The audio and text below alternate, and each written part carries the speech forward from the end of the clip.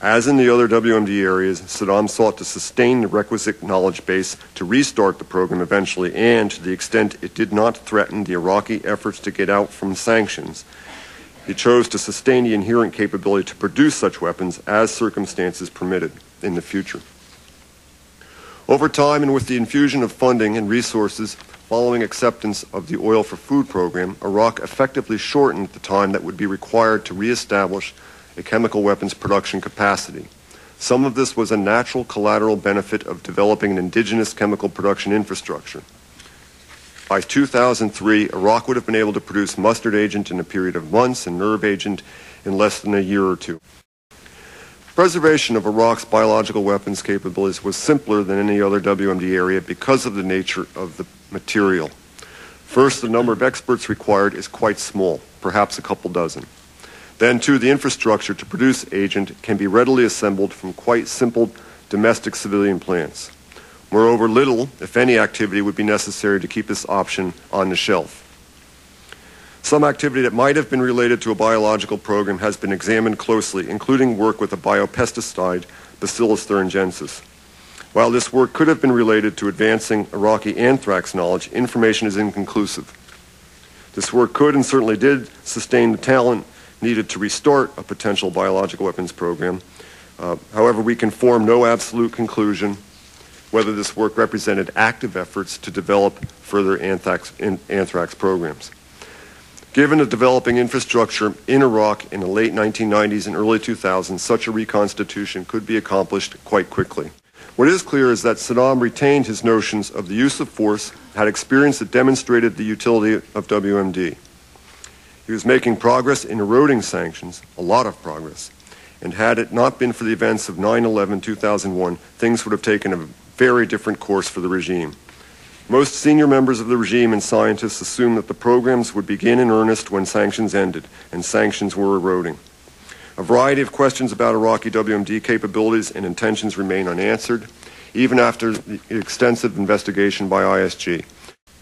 A risk that has emerged since my previous report to Congress is the connection of former regime CW expertise with anti-coalition forces. ISG has uncovered evidence of such links and undertook a sizable effort to track down and prevent any lash-up between foreign terrorists or anti-coalition forces and either existing CW stocks or expertise from the former regime that could be used to produce such weapons.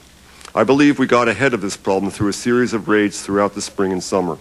I am convinced that we successfully contained a problem before it matured into a major threat.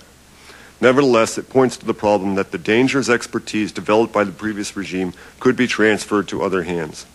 Certainly there are anti-coalition and terrorist elements seeking such capabilities. In your closing of your testimony, Mr. Duelfer, something that was quite chilling about you detected this summer attempted or prospective links between foreign, you say here, foreign terrorists or anti-coalition forces who are attempting to either obtain chemical weapons stocks or the experts in Iraq who are able to produce those weapons, and that you thought you had been able to get ahead of this problem, you said, through the raids this summer. Do you see that linkage, or possible linkage, as still a threat? I do. I was a little bit reluctant to put much more into the public report on that because it's an ongoing, force protection kind of an issue. But what we found, the Army raided a facility called the Al-Aboud laboratory in an area of Baghdad, which is known as the chemical souk. And by chance, they found a person there who was working on some ricin. And so we quickly got involved in that. We quickly began to debrief him and, ferret out his contacts and, work a link analysis, etc. We pursued a series of raids pursuant to that. And we, put together a picture of a series of efforts and a number of individuals who were trying to, put chemical agent of various sorts into munitions, including mortar rounds. We think we've got most of that particular activity not under control, but we understand it. Now, these individuals were anti-coalition people. They were not people that we identified with foreign terrorists. But it has certainly been the case that characters like Zarqawi has expressed an interest in exactly this type of weapon. But I think the resources of the ISG, the analysts and the ability to react quickly allowed us to get ahead of this problem, and I'm quite proud of what I'm glad you did. Is it your professional judgment that the world is better off with Saddam Hussein now in custody, facing the rule of law? Well, in my opinion, there was a risk of Saddam Hussein being in charge of a country with that amount of resources and with that amount of potential for both good and evil. What Iraq was under Saddam and the potential of what it could be, there was an enormous difference. The trends, I think, are important.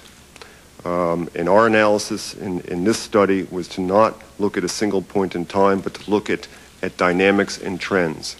He clearly had ambitions with respect to weapons of mass destruction. He clearly had a strategy and tactic to get out of the constraints of the UN sanctions. He was clearly making a great deal of progress on that. But for the intervention of the events of 9/11, I think the world would be in a very different position right now. In conclusion, the world is better off with his now facing in custody the rule of law to account for his crimes. I'm an analyst, and I realize I'm in a political world right now. No, it's a but I have to agree, analytically, the world is better off. And I thank you for that straightforward response, and it's predicated on many years of dedicated service.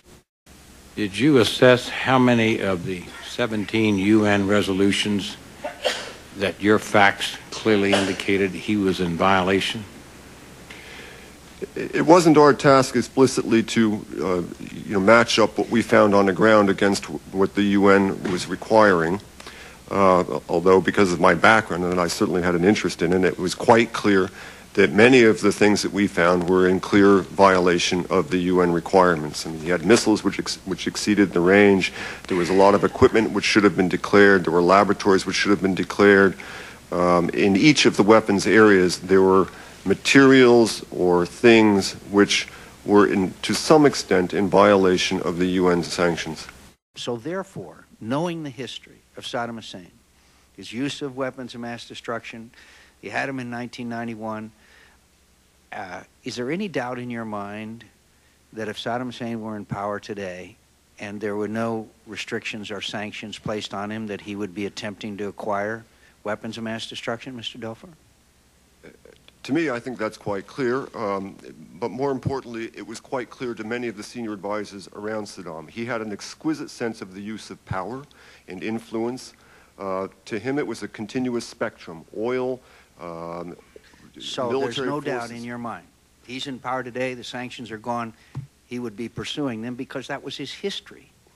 He had 2 life experiences where they saved him, which is, I think, why some of the pre-war assessments were colored. I mean, people would kind of look at it and said, well, why wouldn't he have these things? Okay. I think probably what happened to us was that we knew, and I guess you have confirmed in your own mind that he used chemical weapons against his own people and against the Iranians in the Iran war. Is that correct?